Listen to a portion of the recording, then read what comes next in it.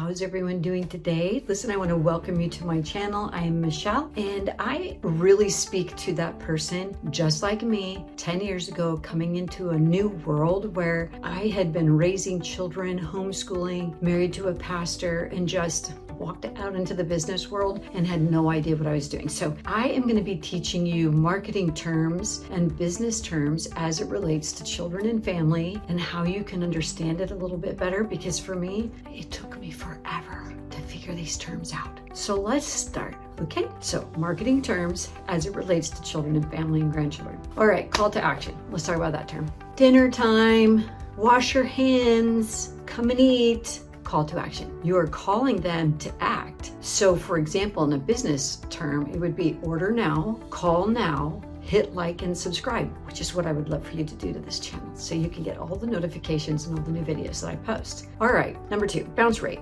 This is what bounce rate is. In terms of family, you have created dinner, and at dinner, you've made liver and broccoli, and you have 7 children, and they all come and sit down, and they look at the food, and all 7 leave. That's 100% bounce rate. If 6 stay or 1 stays and 6 leave, your bounce rate is 90%. Or right around there. The bounce rate is how many people leave your site when they come to it. So if they don't like what they see, the bounce rate could be, 9 out of 10 people leave, which there's a new term right now that young people say, like my son, 36, hey mom, I'm gonna bounce. I'm like, what does that even mean? I have no idea.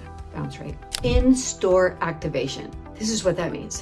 So I take my grandchildren to a science museum, and they get to interact with rock climbing or the different cool little things that they have around the science museum. It's very hands-on, and it's also called the Science and Children's Museum. So it's really very fun. Like they get to walk in and have the experience with pushing the cart, putting groceries in there. It's very neat. It's an in-store activation. And how that relates in business is, as a mobile gift wrapper or a gift wrapping business, what you will do is they'll call you in to work in the store. So we did something like, we did a big meta event, and we were a part of an in-store activation. Then you have another term called activation. And what that activation is where you could be on the street corner selling spices like we did for McCormick. So it's just depends on what you're doing. So in-store activation. A regular activation means you are just acting on behalf of some kind of interactive event that a company may have.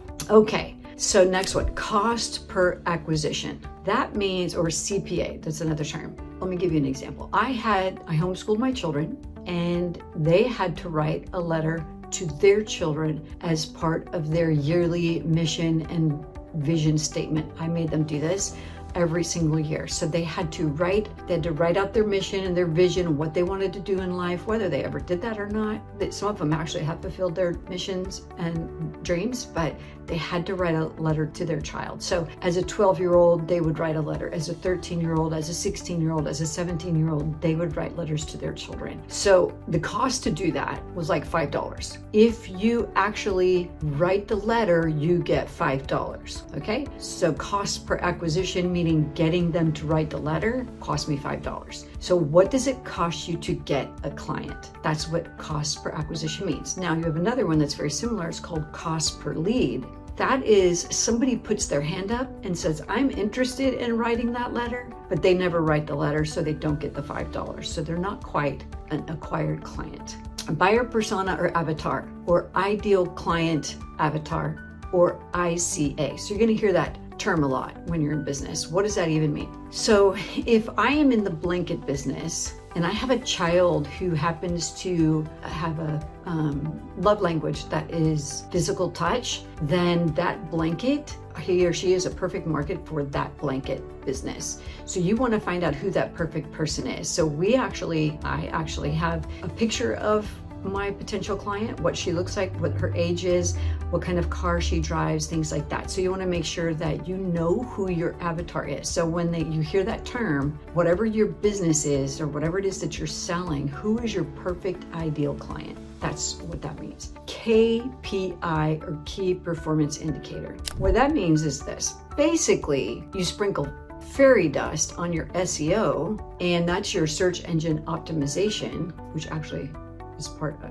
what I need to discuss next. And the result is that this person you're sprinkling fairy dust on actually performs and does what you want. So KPI is the key performance indicator, and you want to make sure that they respond. So if I am serving macaroni and cheese and all 7 of my children sit down, my key performance indicator is I got a 7% conversion rate. So SEO, search engine,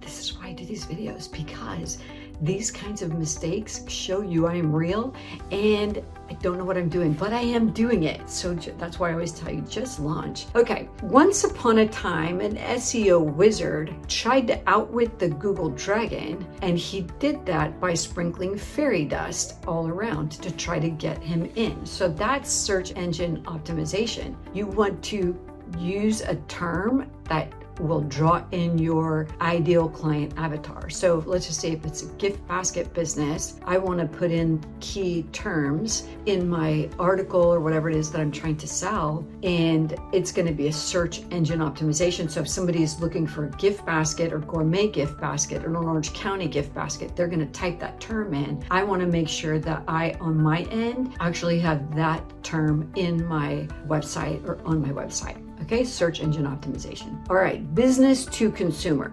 B2C. So my grandchildren want to sell lemonade. What they do is they set up a lemonade stand on the sidewalk and they sell drinks of lemonade. So that's business to consumer. Somebody who's coming to buy your site or to buy your gift basket or have you wrap their gift, but they're actually just a consumer in terms they're not a business. So then there's also business to business, and that would be if my granddaughter takes her lemonade that she's made and she goes to the local farmer's market, and to the person who's running the farmer's market, she sells the lemonade to, or the local coffee house or something like that where they may want to have some lemonade. That's business to business. Okay, moving on. Content marketing, inbound versus outbound. Content marketing is what you have to draw in this person. It's or your client or your potential client. So inbound and outbound means something very different. When I worked as a director of sales and marketing before, everything was pretty much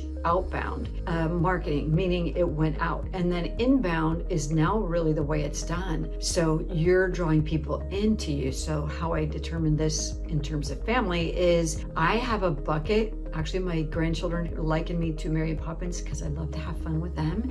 And I fill up this bucket full of fun stuff and I take it out. That's outbound marketing, and they know I'm coming, so they're very excited about that. Or when they come into my house, I pull that bucket out and they get to play within that bucket. So it's inbound content, inbound, whether they're coming in or going out. So that's what that means. Marketing, and what is it really? It's everything related to how you're going to present your business or your product or your service. So it's the sales, the distribution, the way it looks and feels, and it's marketing and drawing people into what it is that you sell or do. So that's marketing. Networking is very fun. I enjoy that most of the time. So I used to have a nonprofit called You Are Special. You can look that up. It's now for widows. And side plug, feel free to donate over there. That would be great. It's a microgrant site now where widows can actually go get help starting their own business so that they can work for themselves. Back to what I used to do before that, You Are Special was a nonprofit feeding the working poor, those who worked but couldn't sustain a living. So networking is taking all my homeschool children to that group, and all kinds of other people did the same. Other homeschool groups brought their kids in, and everyone got to network and hang out together while serving the community. So that's networking. So you can go to your chamber event, you can go to your local, like I do Newport Beach events and things like that, or it could be nationwide networking event. That's really important. So networking is vitally important. Sales funnel or sales funnel hacking. Those are some interesting words, and I'm actually going to do a video on that separately because those are a whole new set of terms I've just learned recently. So sales funnel is very similar to an actual funnel, but we're going to use my grandchildren and my forerunner as an example. They're all running around outside, running everywhere because one family has 6 and then my other son has 3. So I did have them all together last year, sometime I think October, November. I had 8 with me at the time, right? 8. Yeah. And if I say ice cream in the car, who's the fastest? Now I brought them into my sales funnel. Everyone runs into the car and gets strapped in because they want to have the ice cream. So the sales funnel is bringing them into your funnel.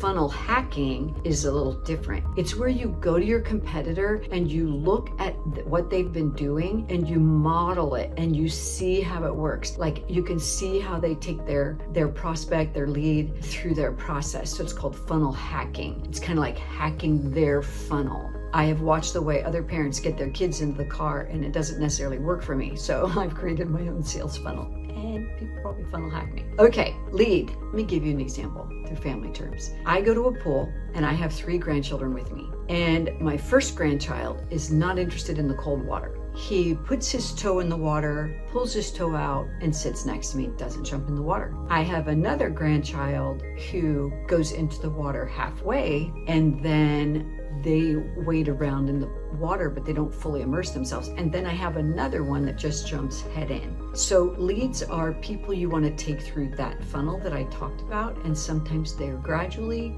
going in or they never go in, but that's a lead. You're trying to get that person to do something based on your business or what it is that you're doing. Engagement. Have you played Red Rover? Red Rover, send that person on over. That's engagement. So getting them to participate and that person breaking away from the crowd and getting involved is engagement. Cost of goods. I am a big cookie maker. I love to bake. I love cookies, and my children and grandchildren love the cookies that I make. I make some very good cookies. Anyway, so I go to the store and I buy all the ingredients to make the cookies. We bake all the cookies and we find out how long it took us to make those cookies, and we find out what the cost of those cookies were, including the labor, and that's called cost of goods. What did it cost me to make or build or grow this in reference to what am I going to sell it for if I choose to sell the cookies? So we decide we're going to sell cookies. So now we're going to talk about gross profit margin. If it costs me $1 to make the cookie and I sell it for $1.50,